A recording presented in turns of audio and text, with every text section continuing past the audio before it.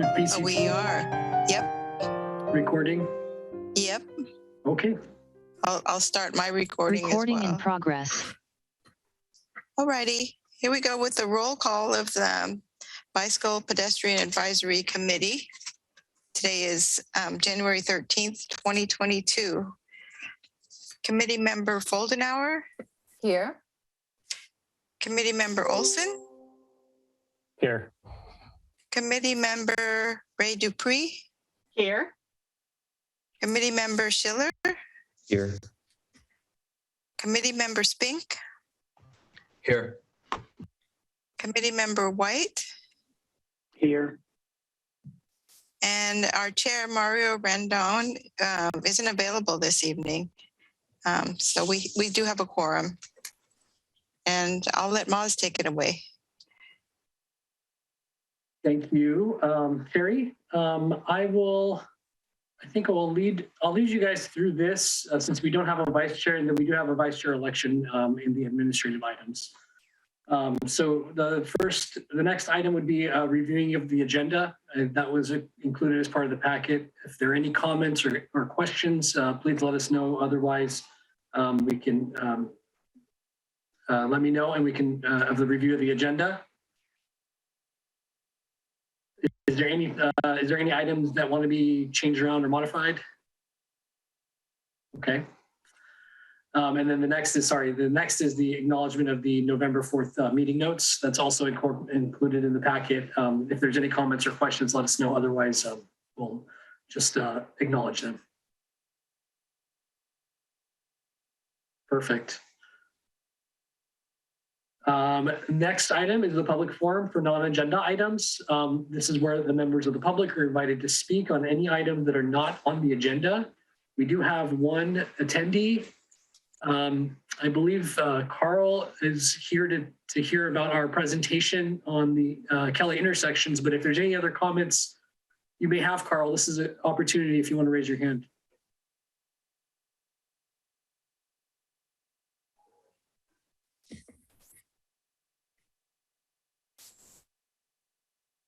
Okay, I don't see any hands raised for the attendees, so I think we can move on to agenda items. And the first one is an administrative item, and it is election of a vice chair.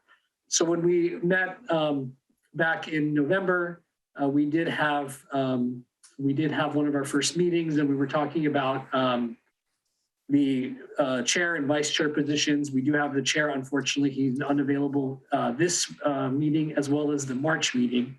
And so we figured this would be a great opportunity to elect a vice chair for the remainder of this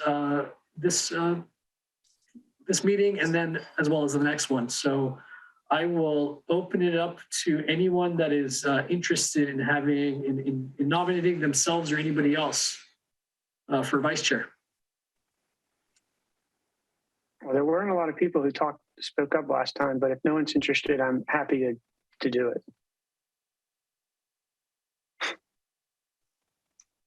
Second the nomination. Okay. Carrie, do you want to do a roll call? Sure. Hold on. Okay, committee member Foldenauer?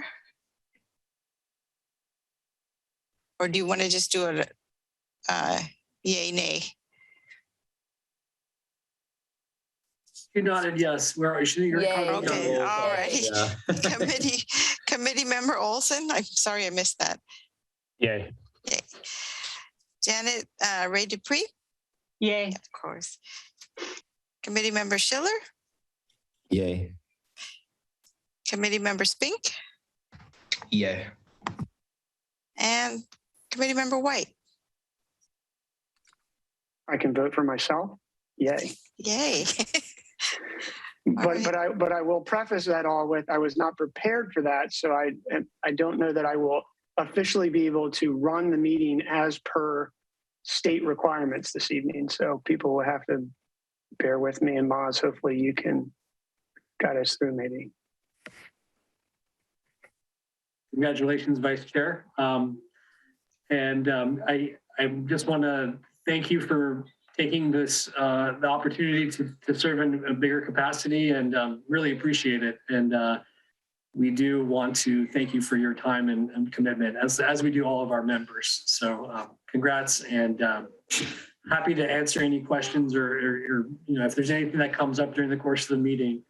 But this one's I think this meeting is a pretty straightforward one. We've got 2 presentations coming up. So yeah, if you want, Co-Chair, Vice Chair White, if you want to just call the next item 3B, we can start on our staff presentation and go from there. Sure, I'll call item 3B and look forward to our presentation here. Who is 3B? Is that someone, Jonathan? Yes, so 3B is the Kelly Avenue Crossing Improvements Project, and we have Jonathan Wu, our assistant engineer, here to provide the presentation on this project. Good evening, everybody. Just making sure, can everyone see the full screen PowerPoint this time, not the partial screen? All right, I learned from last time. So I'm here today to present you the Kelly Avenue Intersections Project. Now, the project location, so there are 2 main positions or intersections that are located for this project, which are at the intersections of Kelly Avenue and Pilarcitos Avenue, right in front of Hatch Elementary, as well as Alsace, Lorraine, and Kelly Avenue, which is the street west of Pilarcitos Avenue. Before we get into the more details of the project, I do want to kind of discuss the project importance or the main points of why we're doing this project. The first thing is pedestrian safety. We have received a decent amount of complaints about vehicles speeding or vehicles not stopping at the intersections where they're supposed to. So that's our number 1 priority for this project, is to maintain pedestrian safety throughout these 2 intersections. Our second topic is pedestrian accessibility, or ADA accessibility in a sense. We're planning to upgrade a few ADA curb ramps to comply with the ADA standards. And our third main topic for this project is traffic calming. I'll talk a little bit more, and as you can see, there's kind of like a detail for a speed bump, and I'll go into a little bit more down the line. So kind of going into our first location as Kelly and Alsace, Lorraine. Towards the top left of your screen, you can see that there's you can see the overhead or the aerial view of the existing. You could see a 3-legged stop sign. It's kind of, I could have zoomed in a little bit more, but there's only 1 curb ramp on the bottom left, which is the southeastern corner. The northern side is just all sidewalk. There is no curb ramp. So what we're proposing for this project is pretty much a high visibility crosswalk on 2 legs, both the eastern and the southern legs of the intersection. But the only difference for the eastern section, we're proposing a raised crosswalk as a point for traffic calming. So having the raised crosswalk, we will have people to slow down at the intersection a little bit more. At this location, we did have a few complaints of vehicles not stopping and just blowing through stop signs, making it a little bit more unsafe for residents when walking. We're also proposing a couple new curb ramps at the northeast corner, right over here at pretty much the outfall of the new crosswalk, as well as we're upgrading the existing curb ramp at the southeastern corner to comply with ADA standards. We're also proposing a couple of minor pavement restorations due to excessive alligator cracking. And definitely we're gonna update some signage at this location to comply with these new crosswalks and the new proposed raised crosswalk as well. So going on to the next intersection, Kelly and Pilarcitos, right in front of the school. So now there's on the top right, you can kind of see a aerial view of the existing location. There's two existing crosswalks, one on the western leg and one on the southern leg. It's an all-way stop or four-way stop controlled. But now we're proposing to have a four-legged crosswalk instead of a two-legged to make it a little bit more safer for children during school hours at this location. We're also proposing a couple of new curb ramps. No, I'm sorry, not new. We're upgrading the existing curb ramps at both of the northern two corners. Something that's interesting that we're also proposing at this location are rapid flashing beacons at pretty much all corners of the intersection to help vehicles know pretty much when there are kids crossing this intersection. Similar to the previous slide, we're also doing some minor pavement restoration as well as some updated signage. Now, I didn't mention this before, but we are planning to do a little bit of mid-block improvements. Nothing substantial, but we are proposing to implement two new speed feedback signs facing both directions of traffic between Alsace, Lorraine, and Pilarcitos, pretty much mid-block, a little west of Jenna Lane. I've located some red dots on the bottom left of your screen there, but these are pretty much not set in stone. They're really temporary at the moment, and we're just finalizing a location with our consultants. Now, kind of want to talk to you guys about the what's ever completed, what's remaining, and pretty much our tentative schedule. So right now, we only have the 50% plans, which are included in the agenda packet today. We're in the process of getting our specs, and we have our estimate already. The remaining items for this project, we just need our CDP exemption, our CEQA exemption, and of course, our final bid documents before we could actually start construction. Our tentative schedule at the moment, we're hoping to start in spring, but that's pretty much a long shot. If not, we can definitely start in summer during summer break, so we don't conflict with the school hours. And we'll try our best to end definitely before summer break ends. But regardless, we'll do our best to not conflict with school hours. So if you guys have any questions, I am free and happy to answer any of them. And thank you very much for your time. Thanks a lot, Jonathan. Are there any questions from the committee?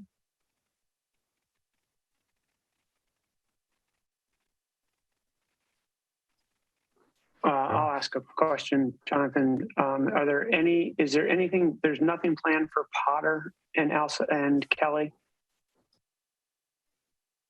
Basically, no, Alsace, Lorraine, and Kelly, and then over by the high school, essentially.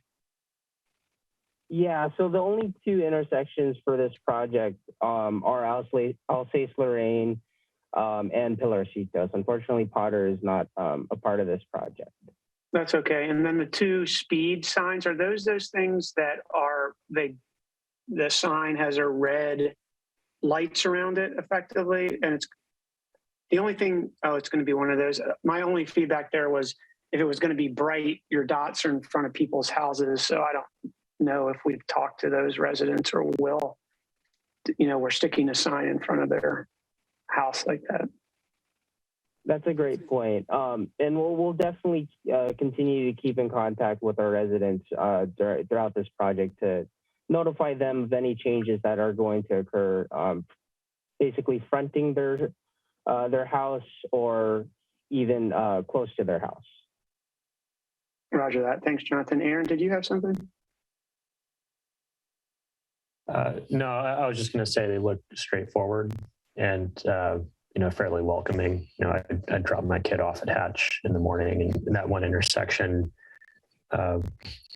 pulling into the district can get pretty cumbersome sometimes, especially when there's, kids crossing to and from to go to school. Anyone else? If I may add through the chair regarding the radar feedback signs, I will say that they are somewhat customizable. So we are able to turn those flashers on and off. We did get some feedback from community members that live on these blocks of Kelly, and they've been a lot of folks have actually asked for this type of feedback sign. But I just wanted to mention that we do have the ability to turn those on and off. Yeah, I appreciate that. And I don't know. I don't purport to be an expert. I actually did a study with those signs and they work back when I did a master's thesis, believe it or not. But I guess is your intent to program that? So that, obviously on weekends, we know that's Friday, Saturday, Sunday, that's an issue. I do, my fellow residents, because I live in Alsace, Lorraine, occasionally see run that stop sign, but I don't know if that's going to be on a schedule or whatever. But either which way, I think it will greatly help on weekends for sure. And yes, Brandon, to answer your question, the speed feedback signs are programmable. And to the right, there's a picture of pretty much a solar panel towards the top of the pole. These feedback signs are pretty much solar paneled, and they could continuously run as long as it doesn't run out of juice, of course. And there's always a backup battery too, which definitely you would need to basically go in once in a while and just recharge the battery. Awesome. Anyone else from the committee have anything? I would just like to say that I definitely think they should be 24 hours, 7 days a week, because we need it on the weekend and we need it during the school days. And also we had talked, Jonathan, I had talked to Maz about the rapid flashing beacons. I don't know if you guys have come up with a solution to make sure that the beacons are going to be, have a push button rather than. Sorry. Yeah, that's definitely our goal, to have it push button. We just need to ensure that it complies with all ADA standards at these 4 corners of the intersection. So that's only the main, I wouldn't even say issue, but it's definitely doable, and that's our intent and our goal. Great. And if I can add one more thing too, I forgot to add this during the presentation. A huge thanks to the school board for helping us out with some funding for this project as well.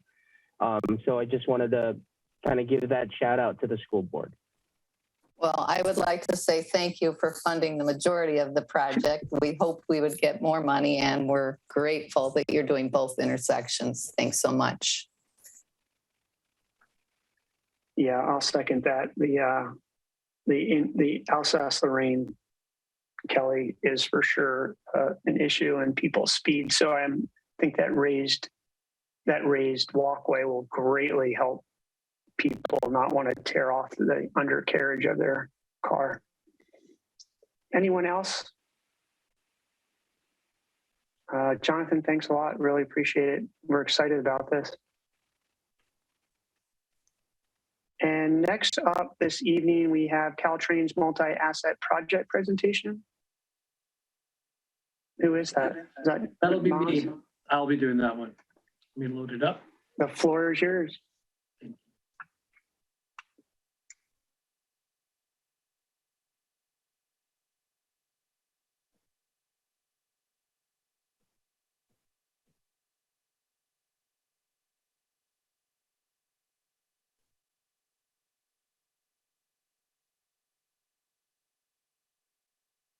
Can everybody see the screen? Thank you, everyone. My name is Maz Bujaginian. I'm the city engineer, and I'm happy to be here tonight to talk about a project that is actually a Caltrain project I had the pleasure of meeting with a couple of their staff members and some other local stakeholders, and we got a overview of the project that's coming forward. That's a big one. It's going to make a big difference, and it's going to cause a lot of changes on Highway 1 for the better, especially for safety for cyclists as well as pedestrians. So I'll jump into this and stop me if you have any questions, but I'll go through it, and then we can definitely answer any follow-up questions you guys may have. All right. So this project, it's essentially called the MultiAsset Roadway Rehabilitation Project. It's got a couple of different components that I'll get into. But first, I wanted to just highlight the overall project limits. It's a pretty big project. It starts as far south as Wavecrest in Half Moon Bay. It actually goes through El Granada up to Moss Beach, up in Marine Boulevard for folks that are familiar with the area. The overall project purpose and need, I think, I don't think I have to go through this in great detail with this group. Obviously, we have a lot of gaps in our sidewalk systems. The quality of the highway pavement surface is in need of repair. There's old and obsolete traffic systems in place with some of the signals and other infrastructure in place. So this project's looking to rehab pretty much the entirety of this segment of Highway 1 and bring it up to current standards of Caltrains. So overall, the project's scope, they've got a few different elements. They are going to rehabilitate the roadway. And their limits are going to be shown shortly here. They're going to be upgrading the guardrails. There are new standards for some of those guardrail elements, and I'll show some more details, but it's going to have kind of a crash cushion that a lot of them don't have now. Those are the older standards. Looking at rehabilitating some of the drainage systems there, which is long overdue, and I really cannot stress how important that is for the overall functionality of the system. So that's great that they're looking at that as part of the project. Looking at upgrading the bus stops along Highway 1 where feasible. There's a few, obviously there's one near Terrace that needs to that they're looking into, and other ones as well to increase accessibility as well as making it more safer for folks to wait for buses coming through. Looking at some bicycle improvements, trying to implement some complete street elements, and again, upgrading the traffic management system elements, which I have some more details on. So the roadway rehab and guardrail replacement, they just kind of show the location of the rehab limit. So they're taking the pavement section itself, they're taking it the entirety of the project. So everywhere they're touching, they're going to be doing a grind and overlay. At this moment, I believe that's what they're going to go forward with. So they'll rehab the surface treatment for the entire length of the project. And then here there are some guardrails that are out of date and looking at they will be looking at replacements. So everything that's pointed out with this kind of green X, or sorry, the purple X, those are the ones that those are the locations of where the guardrails are going to be placed. There's a few up in El Granada, one kind of close to the border there. And then as they come down Highway 1 towards Wavecrest, you see there's quite a bit of spots that are older guardrails, so they're going to be replacing those and putting those the ones with the crash cushion. So this is kind of what it looks like. So they'll replace the guardrails as needed, and they'll be adding kind of this crash cushion buffer at the ends that are their new current standards. They're going to be looking at their existing drainage culverts under the highways, as well as some of the drainages out of the shoulder areas that they have, and kind of creating drainage dikes to help get the water to the correct spot and try to get it through the culverts in a meaningful way. Not really looking at increasing any capacity, but really looking at improving the functionality of the existing capacity that's out there. So those are some of the main elements as far as that. This was just one of the stop sign improvements. This is actually the bus stops. So this is actually one of the bus stops that will be improved as part of the city's Highway 1 North project.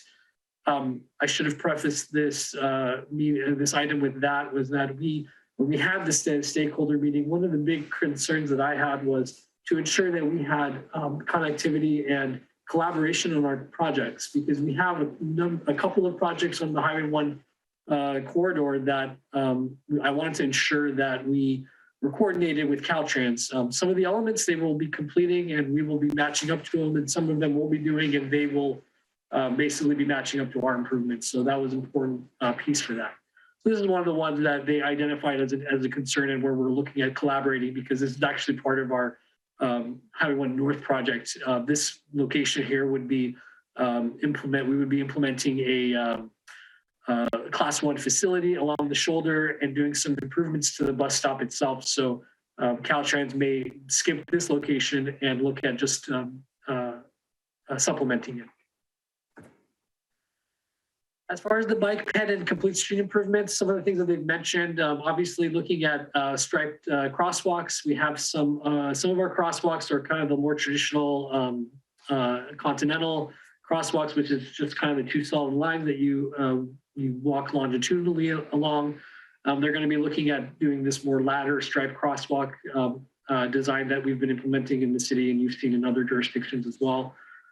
They're looking at ADA compliant curb ramps in areas that do not have curb ramps. One of the questions that I had was, how far are we going to go beyond just the intersections? Because there's obviously connection points from there. Some of these intersections don't have improvements beyond that. So, some of the comments I had was, how are they going to be integrating this into other connection points? So we'll see what their designs come back with. They're also trying to implement Class 2 lanes on Highway 1 itself. That was an interesting concept that they brought up. I know a lot of folks do use Highway 1. A lot of folks in this committee use Highway 1 in some spots. So I'm interested to hear the feedback from the current users on what they see. I was hoping that they would at least be going with the buffered lane where you have some separation with the travel lane, and not just looking at Class 2s that are just adjacent to highway traffic lanes. So we'll see what they come back with as far as the design, but that was some of the elements that they were talking about. I asked about the Class 1 as a separate means, and there were some concerns with cost, obviously, but also right of way in some cases. So I'm interested to see what their design actually looks like before I can provide more details on my thoughts on it. But that was kind of the first pass at the proposed improvements on the bike side. As far as the locations are concerned, here they've kind of highlighted some of the ones that they're proposing. So the transit stop paving. So basically, what they'll be looking at doing is doing a deeper section or concrete pad so that it basically lasts longer, where the buses will be resting when they come and pick up and drop off folks. So that'll be a good improvement and help continue the longevity of the pavement section. The complete street intersection improvements that we were talking about, which is kind of looking at doing shorter crossing distances, adding the ADA ramps. They've highlighted a number of intersections here. They're looking at Seymour, Filbert, Grove, Kelly Avenue, 92, and then Main Street. So pretty much all along pretty much any major intersection. So that was one of the areas, again, I was really critical on as far as providing our input from the local jurisdictions perspective, as well as coordinating closely to make sure that our projects line up properly.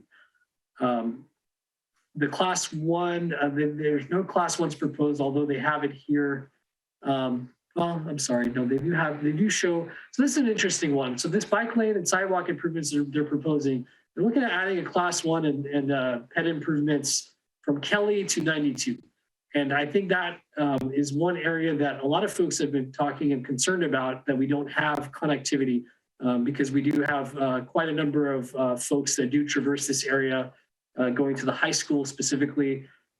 So it was refreshing to see that this was part of their design. This is really the only area that they're looking at doing some of these major improvements. For most of the other areas, they're looking at trying to improve crossing safety. But again, we'll see what their initial design comes back with as far as their full scope. Hey, Maz. Yeah. John here. Hey, John. I only note that in their plans, they show the bridge is basically this blank spot. So I think, it's wonderful to conceptually get the class 1 there and deal with that. But if it ends and doesn't go anywhere and you can't get across there, I guess is the idea that we would be looking at shared lanes at that point, and dealing with that. And I guess that's the question about what their idea is. Are they looking at a bridge or whatever? I think Carlene was this is an area Carlene has we've talked about over many years now.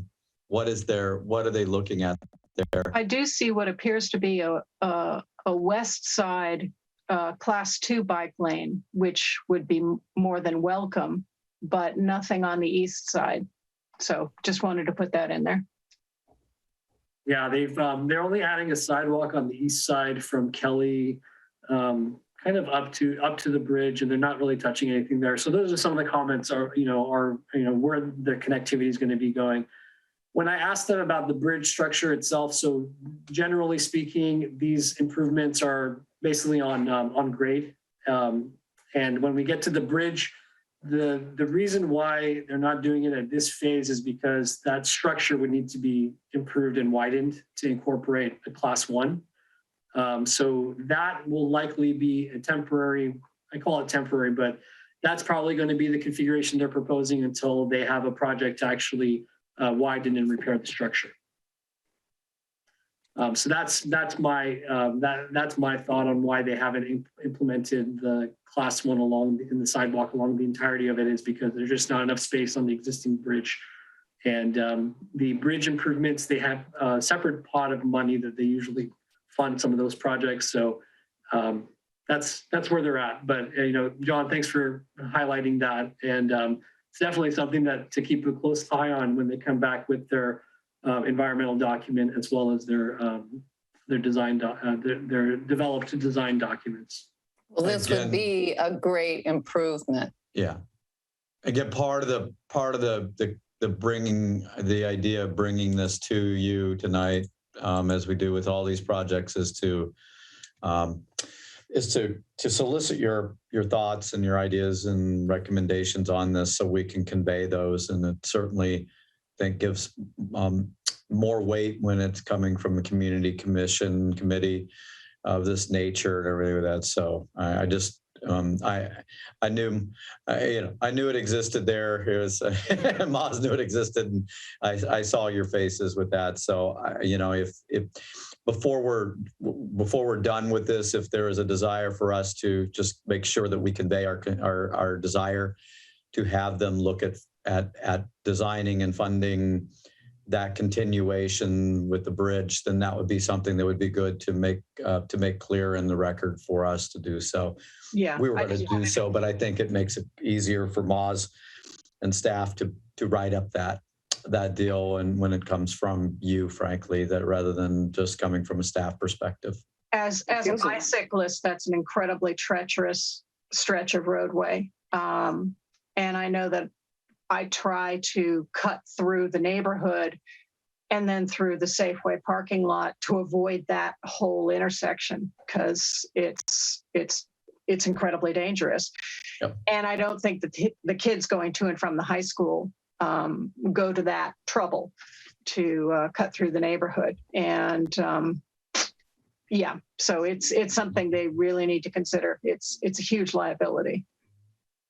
Are you talking about I'm looking at the east side. I don't understand. I'd ask fellow members. I don't, it feels like a road to nowhere on the east side. Like, what's going to happen is they're going to cross the road right there, and that's going to even be more dangerous. So I would ask, I don't know that we're in the business of trading budget, but is it, if they're not going to put something over that bridge, which would be hard to connect anyway because of that merge lane that you merge into 92 there, would it be smart just to not do a road to nowhere? Because where are people going to go on that east side when they stop? The only place they can either go is turn around or go west, which is going to be not a good situation. No, that's a great comment. Or at least kind of stopping it where the shoreline station comes back, if that's their goal is to try to start. Well, am I moving reading? in. Is that a sidewalk and a bike lane, or just a sidewalk? The east side. That's a sidewalk. They're only showing a sidewalk at the moment on the east side. Yeah, I mean, the west side, definitely that is the pavement and everything on the west side. And we try to walk to Safeway. I feel like, I don't know why, it feels like a sort of a battle zone, but I just say the east side, we need to have some feedback if, are we creating it more dangerous? The east side is just a sidewalk to nowhere. You end up at the creek and that's it. You're dead in the water. You have to step out onto the roadway in order to get across there. And then trying to get across that merge lane over into 92. Never happened. It's treacherous. Yeah.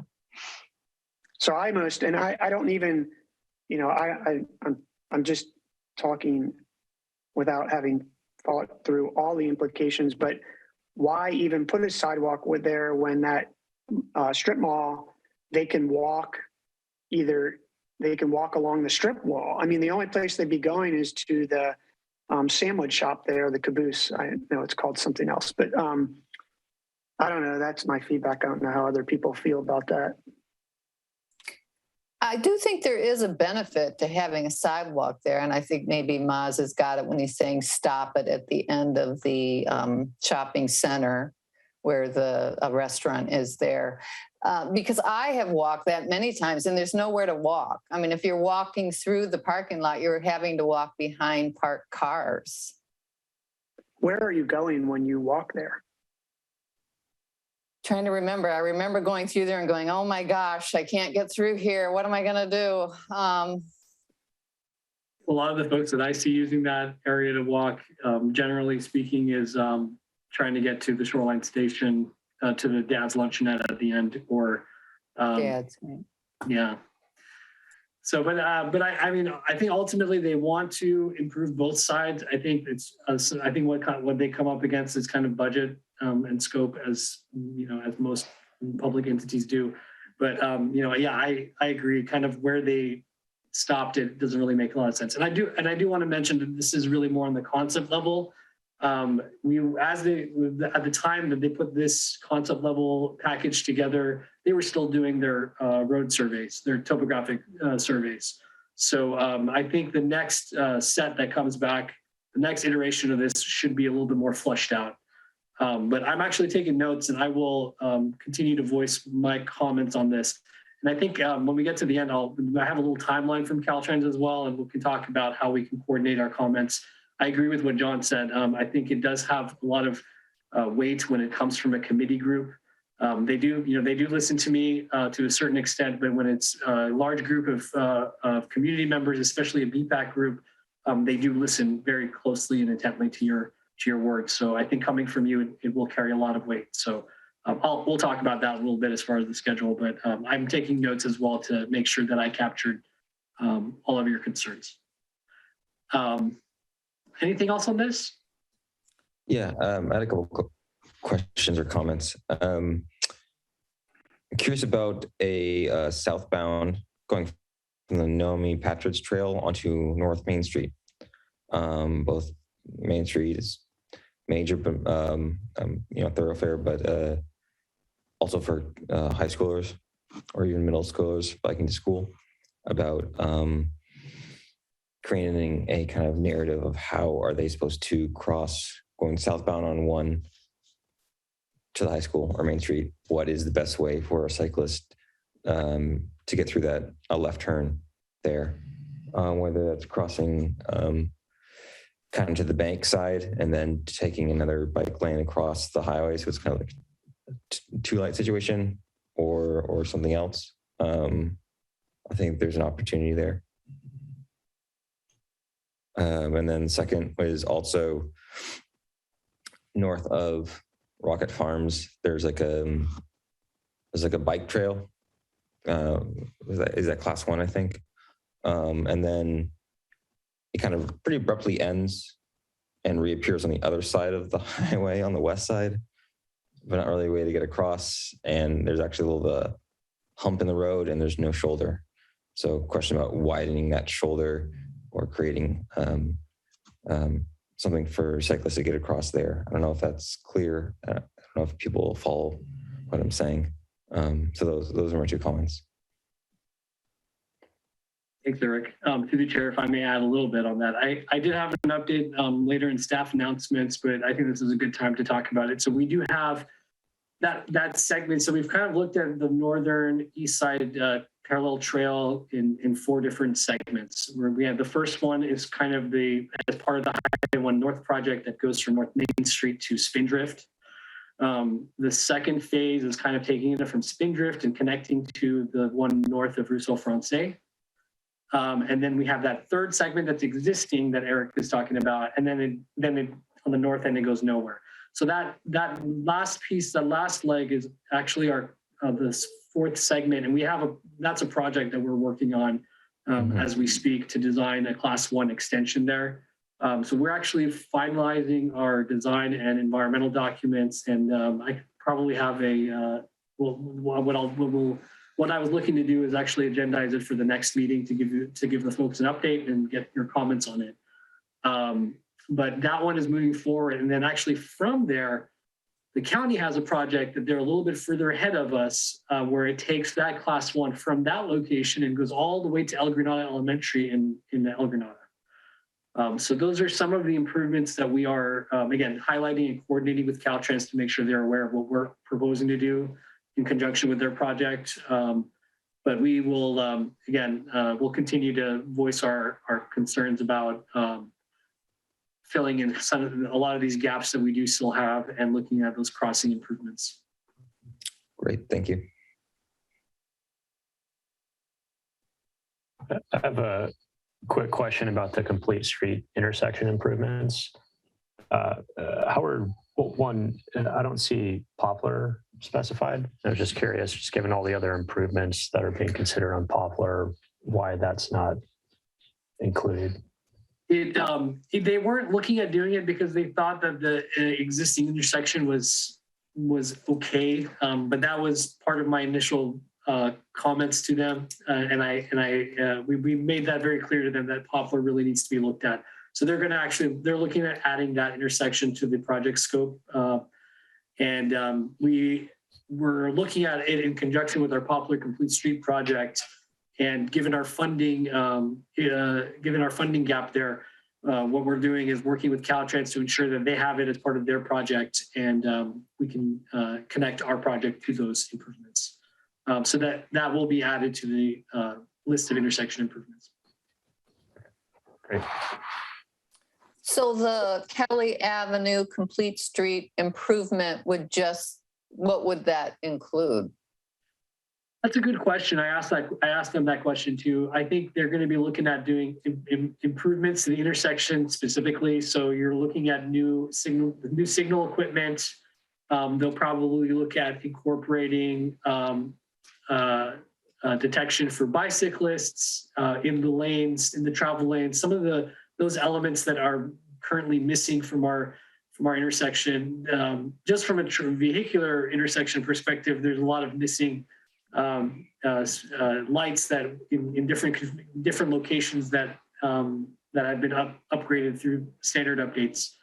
But those are some of the big ones. I would suspect to see some refuge islands as well at the medians with additional push buttons. We do have them there, but they're kind of just stuck on the noses, the concrete noses out there. So this would be kind of creating that buffered space where the crosswalk would go through, provide a little bit of that buffer there.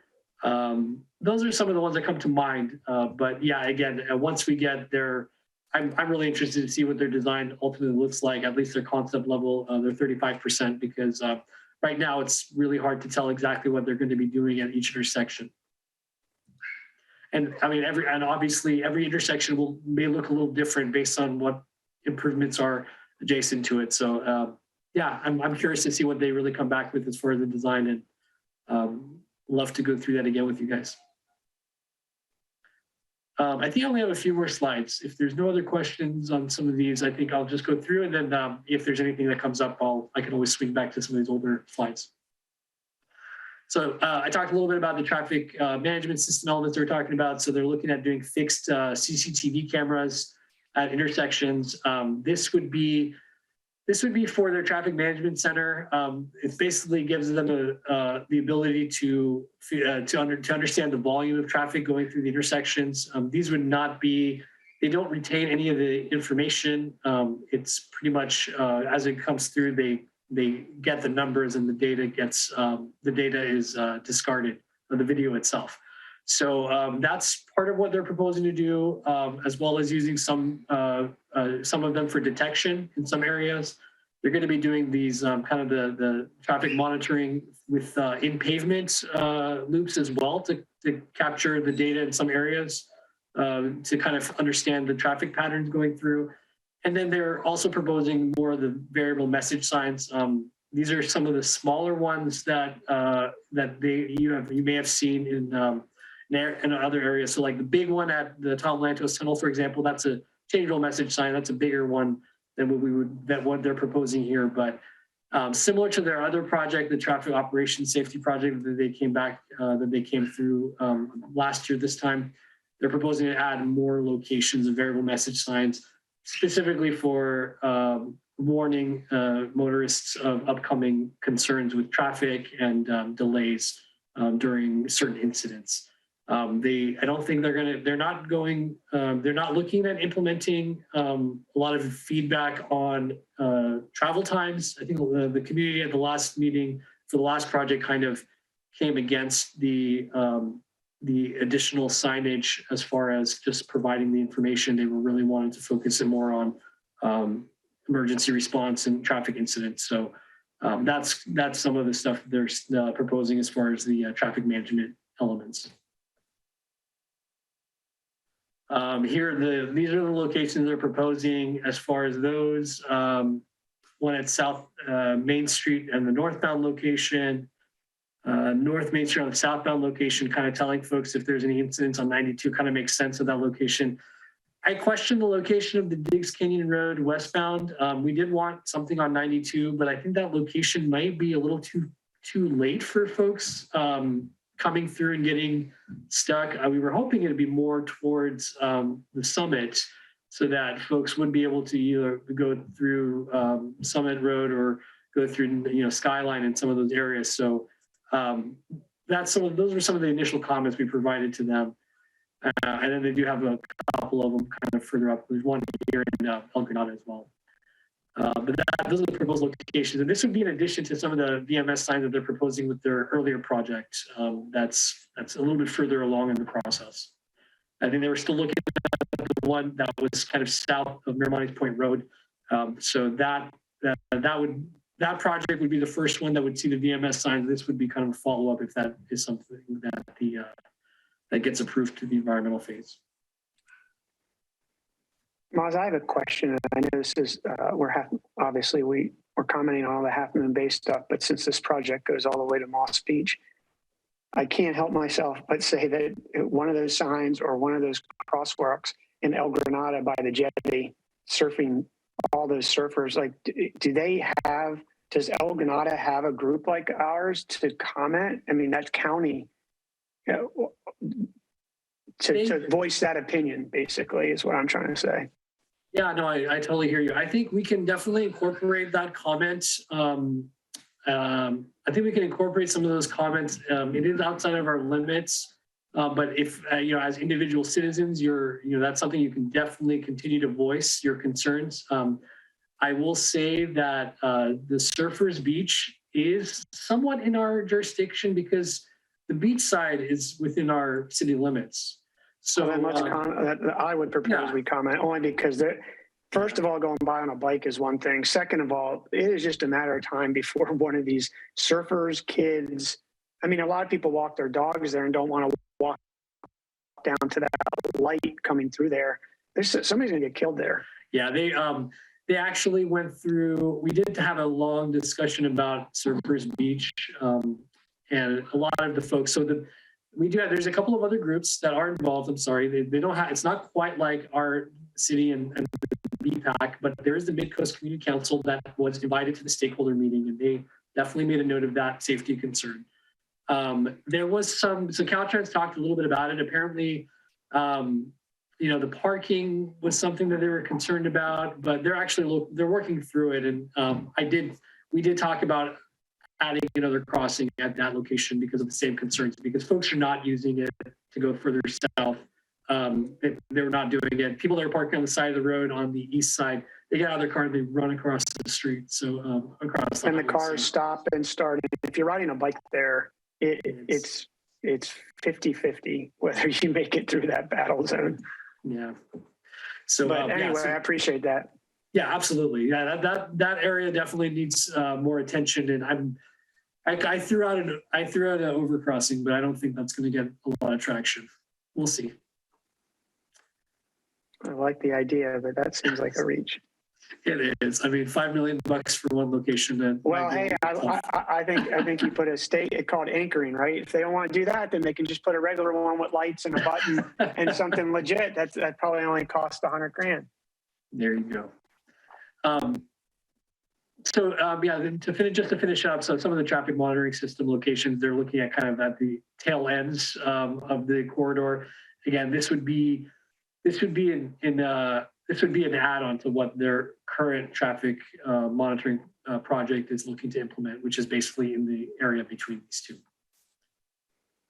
I'm sorry. Again, they highlighted the locations of their certain camera locations here. I've got one in Medio, that's the closest to us, and then there's one proposed at Seymour. And then these are the fixed camera intersections.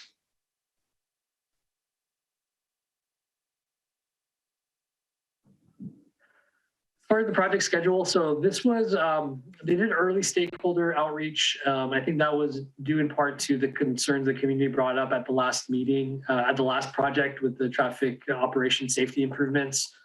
So I think they finally understood the need for the early outreach, and we did thank them for it because it's only going to help the community understand the project better and help the project design move a little bit more smoothly. So. What they're proposing right now is we're looking at March of this year for the draft environmental document for circulation. And that would be with a little bit more details on the design. I don't think we're going to get the full design package, but it's definitely going to incorporate a lot more details as far as what the improvements are going to look like. So we'll look at that in the next couple of months. We'll have some more information. I'm going to also ask Caltrans to come to one of our next meetings, whether it's March or May. I'll see when that makes the most sense based on their timing and their release of their document. But I think it makes sense for them to come and talk to our group. So I'm going to ask the project manager to come and do a small presentation to us with more details and information. But yeah, so as far as kind of their project timeline, then, kind of finishing up their final environmental document by the end of October. And then after they do that, they kind of go through their internal process to finalize the design and getting any other permitting. They may need some environmental permits that are identified through the environmental phase. So I wouldn't be surprised with some of our drainage channels that they would need permits. So they'll go through that process. And then hopefully by October in a couple of years, they'll start construction. So again, it's a long project. It's a long duration. So it's gonna be phased and they'll work their way through it for over a couple of years. So when we get closer to the final document and the permitting, we'll have a better sense of kind of the phasing. That'll get fleshed out as they work through that process. I would just, as a general rule of thumb, I would anticipate a lot of their drainage work to happen first, a lot of their underground work. So anywhere that they're doing some of that stuff, and then they'll probably switch over to their above ground improvements. And then last but not least would be the pavement restoration. And that's it for the presentation. I hope to be able to answer any of the questions you may have. And if there's any other comments you want to share at this point, happy to write them down, and we'll continue having those conversations with Caltrans as they move forward through this. Thank you. Thanks a lot, Maz. Are there any other comments from anybody? I'll take that as a no, and we move on to staff announcements.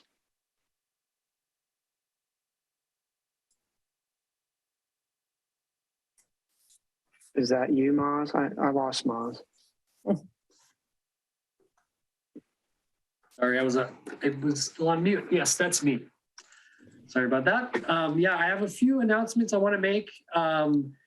We talked about the East Side Parallel Trail. I think the phase 4, kind of the north end of town. The nice thing is I heard that the county is pretty much done with their environmental documents and they're just finishing up their design. They should be going out to bid soon. So as soon as I hear from the county, I will report back to this group when that project's going to be happening. And then by the time they wrap up, they have a longer duration project. They have a bridge that they're doing kind of right north of Medio, parallel to the highway. So we will be catching up to them. And I think we'll probably have our projects start right after their completion. So, we'll see how we can phase that together. So that's the good news there. I wanted to also highlight, we talked about this at the joint meeting with Parks and Rec, the volunteers for Half Moon Bay Coastal Trail Bike Patrol. That was a hot topic for the BPAC, the previous BPAC, and I think we talked about it in a little bit more detail when we got that. They're still looking for volunteers, so I wanted to just highlight that if anybody's interested in this group or knows anybody that's interested, they're still looking for folks to volunteer their time for this. Until then, they just don't have enough volunteers to make this program meaningful at the moment. So, tell us a little bit about what it is they have in mind. So, what they're proposing. So, I'll share. I do have their website. I can share that real quick. Okay.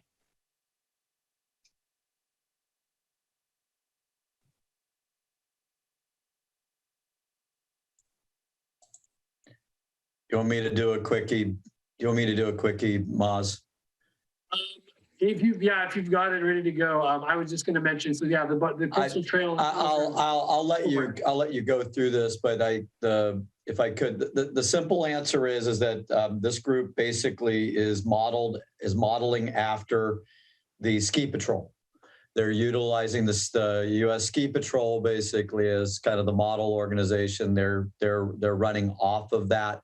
There is a group that operates, I believe, along the American River in the Sacramento area, and they basically operate as a volunteer patrol. They're required to have CPR training, basic first aid training, and they serve as both ambassadors and just sort of eyes and ears to the folks, and just helping people as need be. So that's the big picture kind of what this group is. And again, their issue is they cover liability insurance with that because of their nonprofit status and what they can do with insurance and deal with it. And again, they're modeled right after the ski patrol. If you've ever been on the ski slopes and kind of had those folks help you deal with that. So I don't know if that's adequate.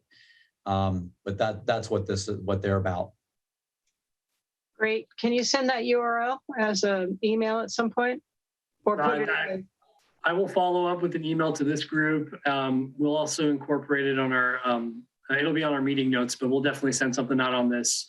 The link, the URL here, coastaltrailbikepatrol.godaddysnites.com. And just at the tail bottom of it, you can kind of just drop a line and let them know that you're interested.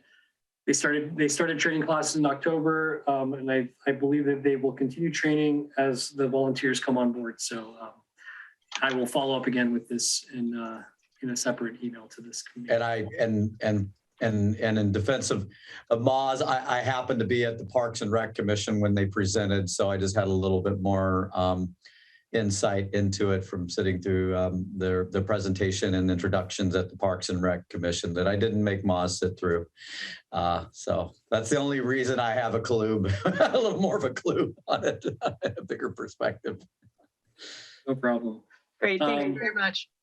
Do you know how many people they have so far and how many they would need to make this work? That is a good question. I don't know. I don't know how many they have, but I think they're looking for as many volunteers as possible because, as you know, volunteers, it's tough. Sometimes folks sign up and you never get the full sign up list to actually come and do it. So I think they're definitely looking and hurting for more volunteers. I do know that they were struggling to get signups, and I think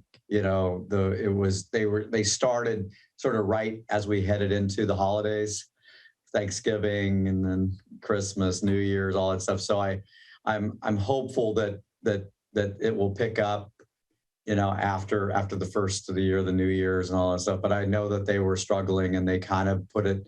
What I understand is they sort of shut down a little bit on it because they just saw that they weren't getting enough interest to deal with that. So that's why it was our desire to bring this forward. We know you're actively involved, know folks out there, and deal with it, and hope that we can get the word out and help them along to get started as this fledgling kind of great community project. John, anything else on that one? Got a few more. Just a quick update.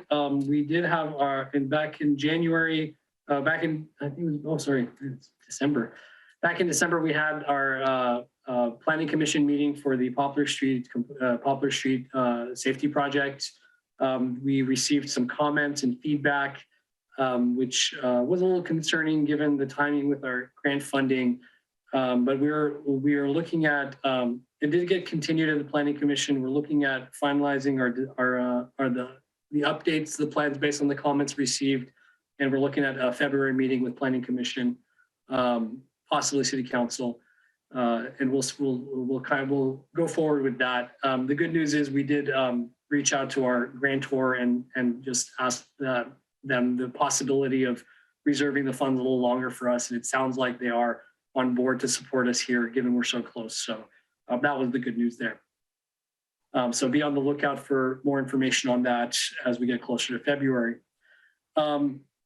The Murata Ped Bridge, the county-led project, I have a quick update on that. You may have seen, if folks that are over there, the old concrete archway actually gave way in one of the last storms in December. And so that was their demo phase. I guess the Mother Nature took care of the demo phase for us in that instance. So I think they've been working on an emergency permit to get some of that debris out of there, and they're still moving forward. So the good news is that they're pretty much, the plans are done, and they should be going out to bid any moment now. And I'm hoping that in the next couple of months, we'll have a contractor on board. The county will have a contractor on board, and we'll start seeing the construction happen and getting that connection back in place, and getting the temporary path that's been almost 2 years now off of Highway 1. So that's the good news on that one. The city's also working on some trail improvements on the coastal trail and along the golf course and Ocean Colony Partners areas. We do have a shared coastal trail over there that there's a couple of areas that need some repair and maintenance, and we're looking at some of those locations and working on a maintenance program to take care of some of those areas.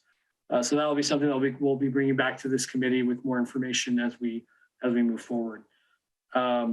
And then just a quick update on future items. We'll be coming back to you guys.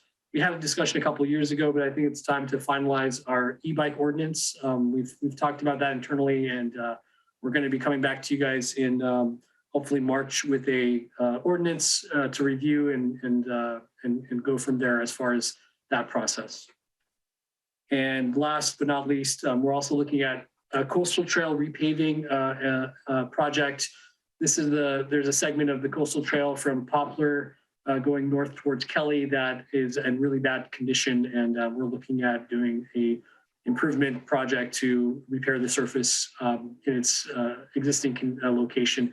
We may need to bump out some of the areas due to erosion from some of those outfall locations. So we're working on that package, and we'll be bringing that back to this committee for review and comments.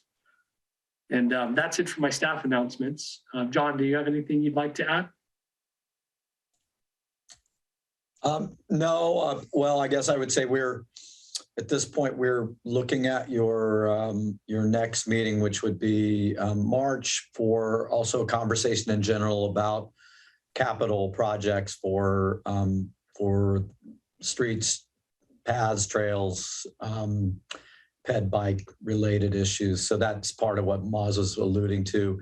But we'll have a larger project list with that. And that's really all I have. Just again, thank you, each of you, for taking time out of your busy schedules to meet with us, talk to us. And I really appreciate just your attention to the details, your interest, and sort of your broad perspective on this. It's very, it's really a pleasure to work with this group, and we look forward to continuing that work with you. And I think you'll see some good stuff coming this year in 2022.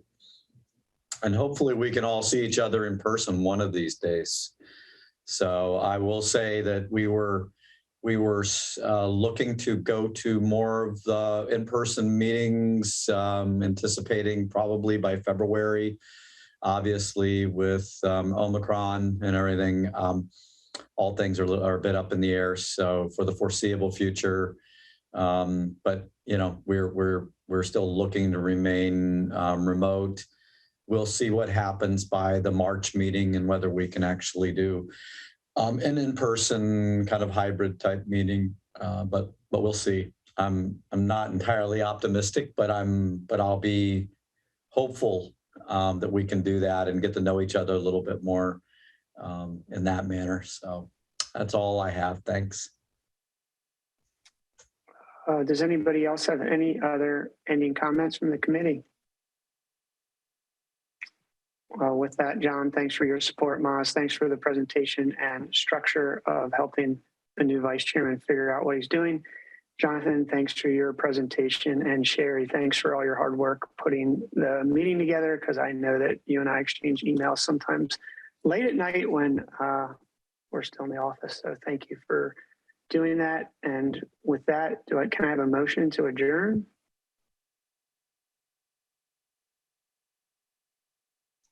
So moved. Motion. All in favor? Aye. Aye. Thanks very much, everyone. Thank you. Have a good evening.